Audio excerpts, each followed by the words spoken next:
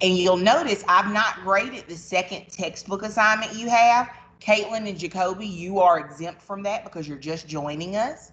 But I've not graded the second textbook assignment yet, so that means you've got still time to get it done. Okay, so take your time with it. That's also going to help prepare you for our benchmark test on Thursday so that I can make sure that everybody is where they need to be.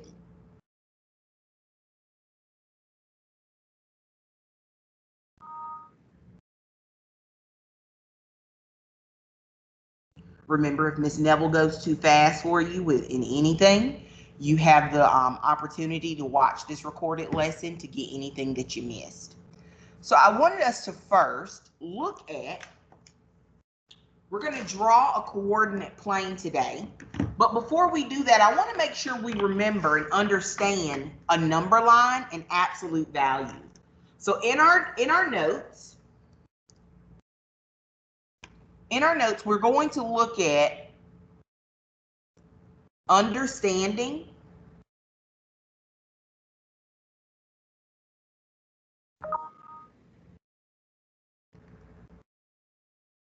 absolute value. And sometimes my handwriting will be really wonky. This board is real crazy, so I apologize in advance that my lines aren't as straight as they need to be. You can make sure your lines are straight by being able to use a straight edge, okay? So when we're understanding absolute value, it's important for us to understand that a number line can be communicated horizontally from east to west or vertically from north to south. Remember, when we're looking at these number lines on a coordinate plane, that horizontal axis is our x-axis. And can someone turn on their mics and let us know, what do I call my vertical axis?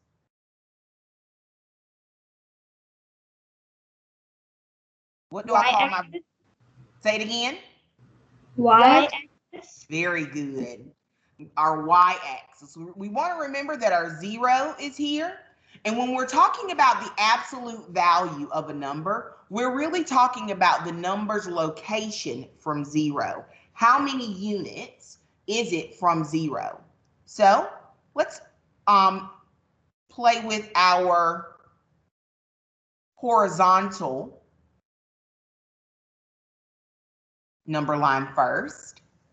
You need to create yours just as Miss Neville is creating hers. Let's move this guy out of the way for a second.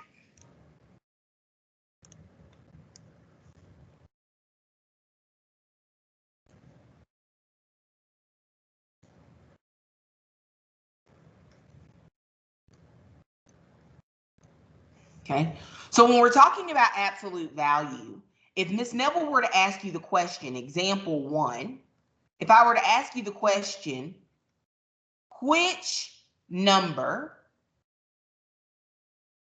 has the same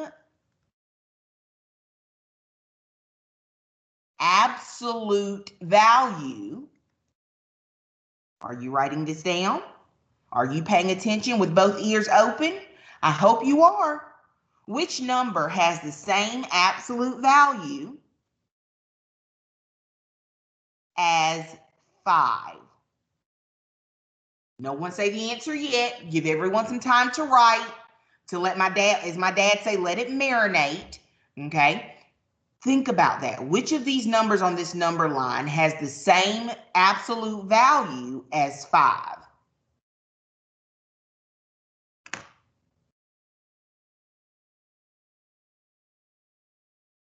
Okay, you may now turn on your mic and let me know.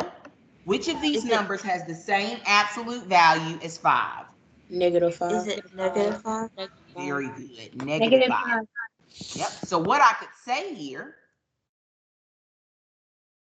is the absolute value of -5 is 5. What I mean by that, guys, is -5 is the same number of units away from 0 as +5 is. Remember, absolute value is just an integer's location from 0. So when you see Ms. Neville use that word units, that's what I'm talking about. The number line is so helpful in so many ways because it helps us to be able to really see the value of a number. Once we understand the value of a number, we're able to determine its location from 0. We're also able to notice, give value to it. Is 5 heavier than 4? Does 5 have more value than 4? Yes, because it's further from our 0. This is easy stuff, but you're going to have some questions about that today in your CFA as you're moving on in your independent practice. So let's go ahead and move on. Next one, we're going to be using a vertical number line.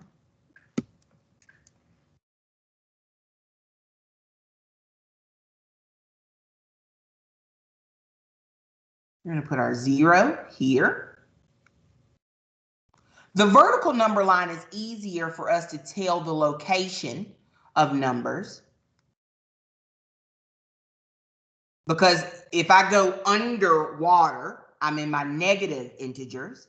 And if I stay, above water,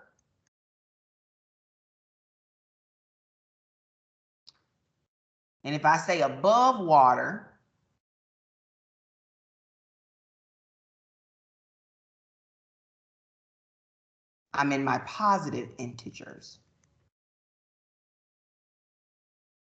Once again, whatever you see Miss Neville drawing, you'll want to draw as well.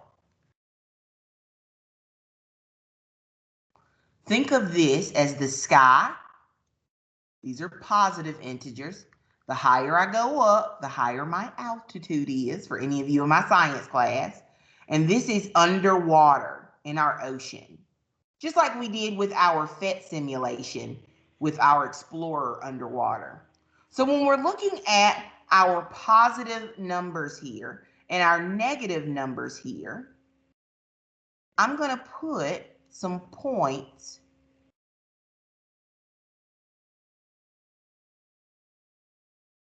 in some different places. We're going to name that point A, this point B, point C, and point D. Example 2, ask the question,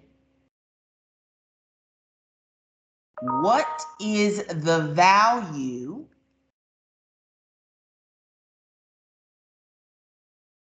of point B? I don't want you to yell out the answer yet. I also want you to think about how B is not at 1 and it's not at 2. It's between 1 and 2. So what would the value of that coordinate be?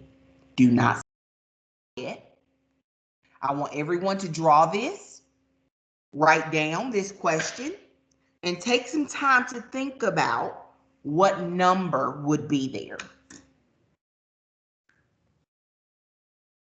We'll go on at 11:30, 2 minutes.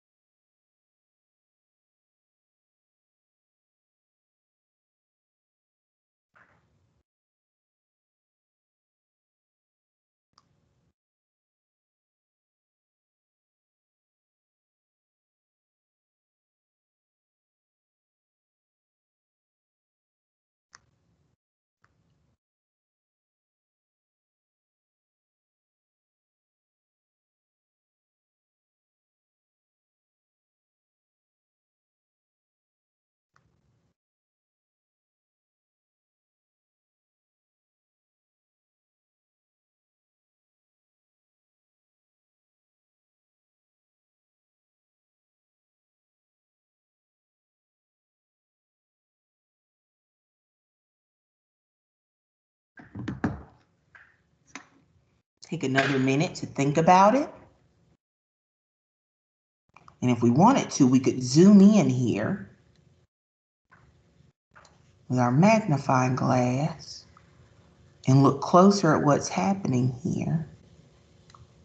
We have 1, and we have 2, and point B is here. Can someone turn on their mic, please, and tell us what would the value of point B be? 2. 2. Nope. If it was 2, it would be here. It's in between 1 and 2. So what would the value of B be? It's going to be a mixed number, hint, hint, hint. Let's think of it like money. If I have $1, this is the $1 mark, and this is the $2 mark. I have more than $1 in my pocket, and I have less than $2 in my pocket, and that dot is right there at the halfway mark. What is point B?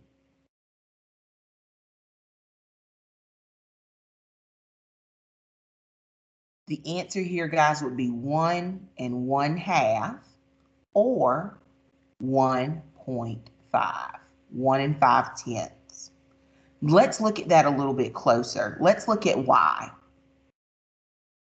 Feel free to draw this second number line if you want to, especially if you struggled with this. You'll need to answer this question or be able to answer this question. 0,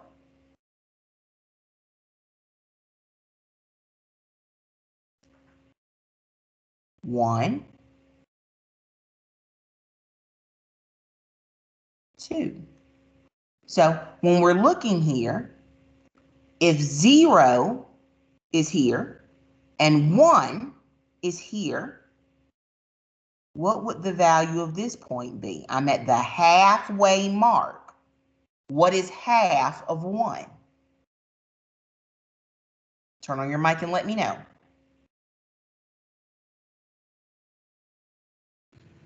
Is it just 1/2? It's 1/2. So now I'm traveling up and I've got 1 and then I've got 2 and I'm at the halfway mark between 1 and 2. What would the value of this be?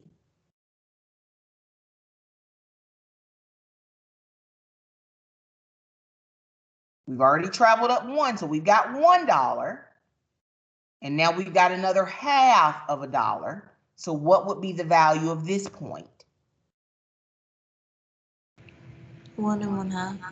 1 1/2. Let's make it a little bit tougher. Now we're going to divide this even more. Think about it like a candy bar. Now we're dividing this into 4 equal pieces. 4 equal pieces. 1 piece, 2 piece, 3 piece, 4 piece. If this is 1/2 and this is 0, and one of the 4 are shaded here, what would be the value of this chunk?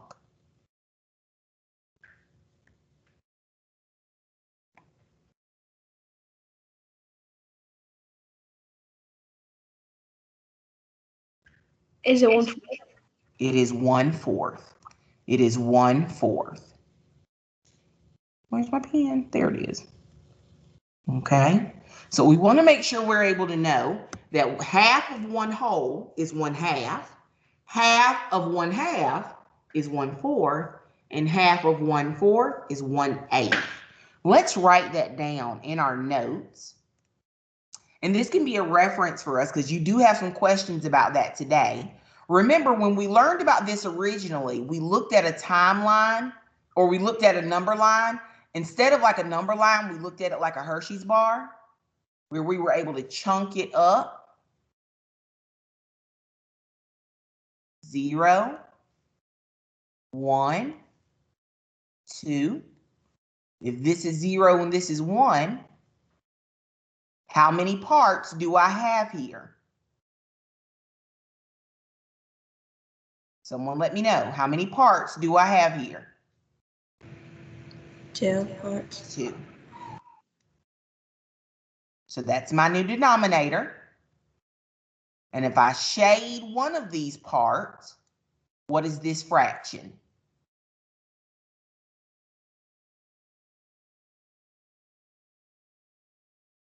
One half. Mm-hmm. So what we see here is that's going to be 1/2. Okay. Now, if we make it even tougher, let's make it even smaller here.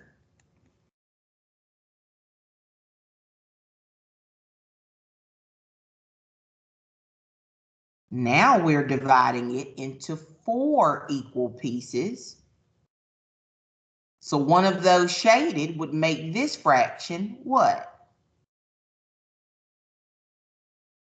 1/4. 1/4. Now we make it even tougher.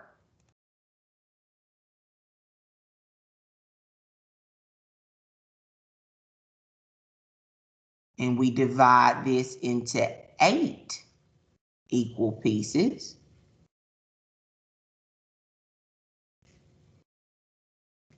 So now I have 8 equal pieces here, and 1/2 of 1/4 is 1/8. So in your notes today, or in your CFA today, your 10 question checkup, you're going to have to be able to identify the fractions at different parts of our number line. Okay? So when we're looking at our number lines, it's important for us to be able to create a coordinate plane from those. Okay? Please create in your notes a coordinate plane where all 4 quadrants are presented. You remember this is quadrant 1, quadrant 2, quadrant 3, and quadrant 4. This is our point of origin, or 0. And let's go ahead and create our integers.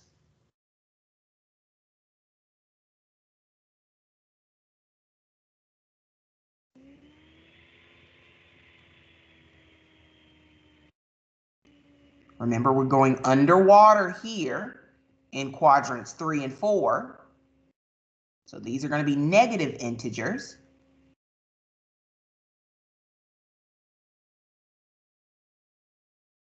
Uh-oh.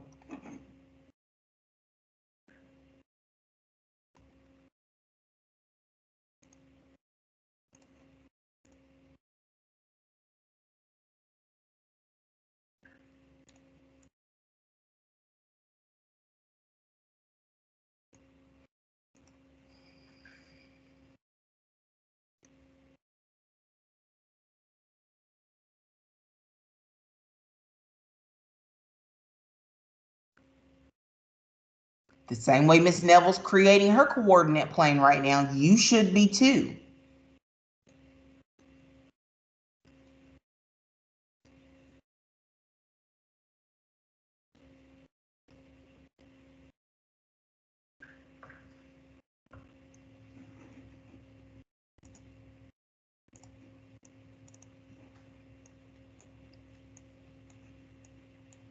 And in our notes today, we've already done some drawings using Desmos where we were able to create an X and Y chart using the letters of our name. Today, we're going to go back old school and we're going to create some polygons, some shapes. Which color do I want to use? Let's go Garnet, go Cox. So today, we're going to be able to draw some polygons. Uh-oh. Let's just see. Construct polygons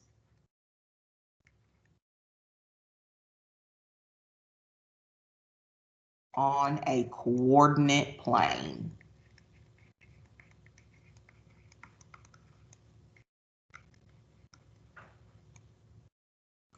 Now, when we're creating these polygons, guys, we want to remember reflected points. We talked about that in Friday's lesson. reflected points. That means 2 points that have the same absolute value, but are on different sides of the X or Y axis.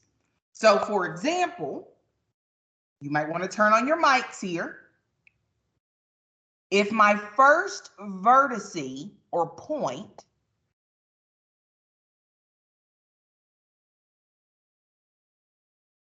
vertex A is here, can someone tell me what is the ordered pair for vertex A? Remember, we do our X coordinate first and our Y second. What is the ordered pair for vertex A?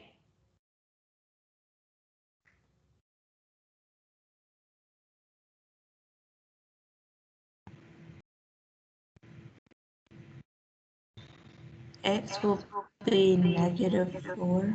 Yes, ma'am. Good job.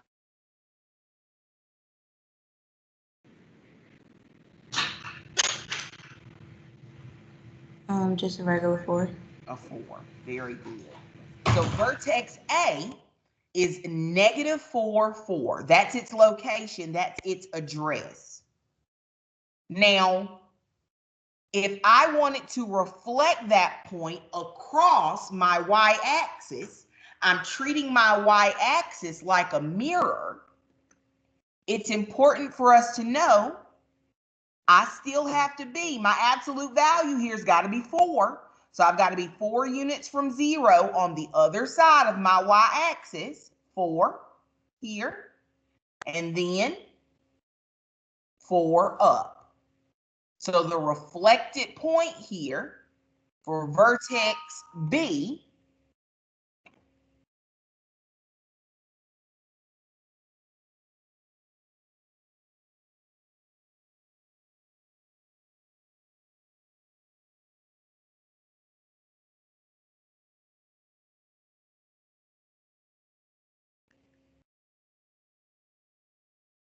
would be 4, 4. We're creating a rectangle here. This is our rectangle picture. We want to label this as a rectangle. That is an N, okay? So now we're going to do another reflection point, and we're going to reflect across the x-axis. Remember, the absolute value has to be 4.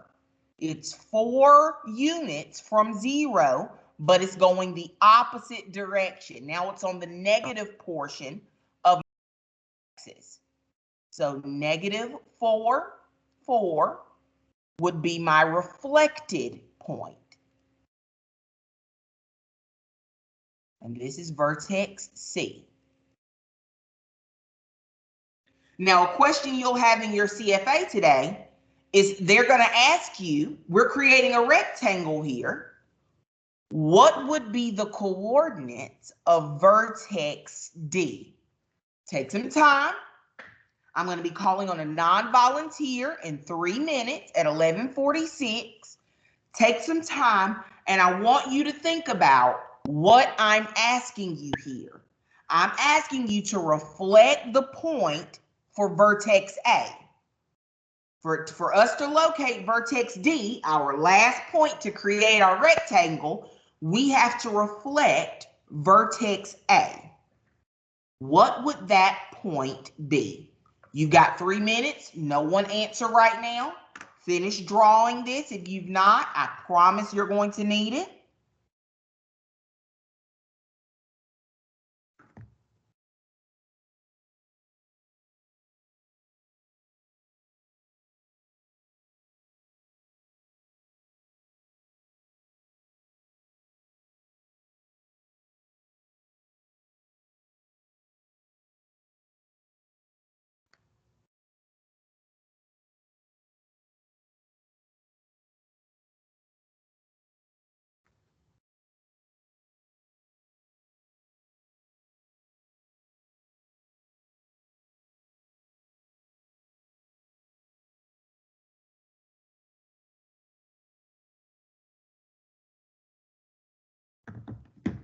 Take another minute.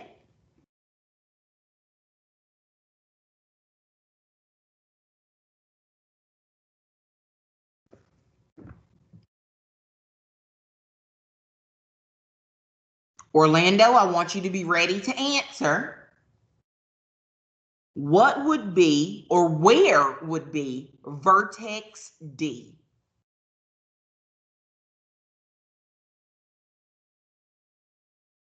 -4, -4. Yay, good job. Absolutely.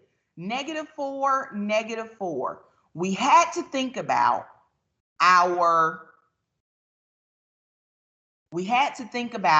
location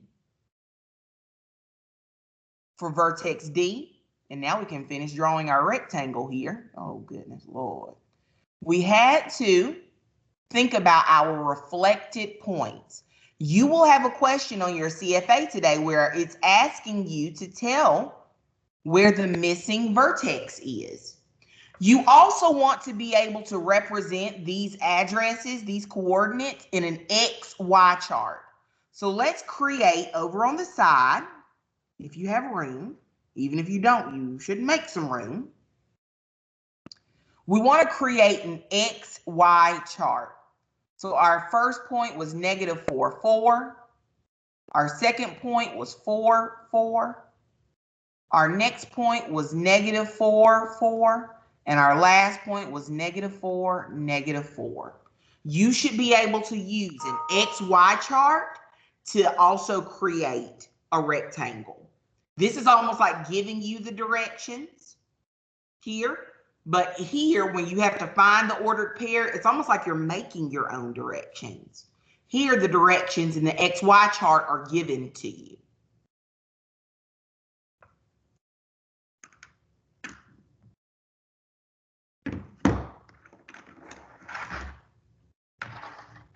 Okay, so before I dismiss you today, I wanted to go over some questions that we missed, most of the class missed.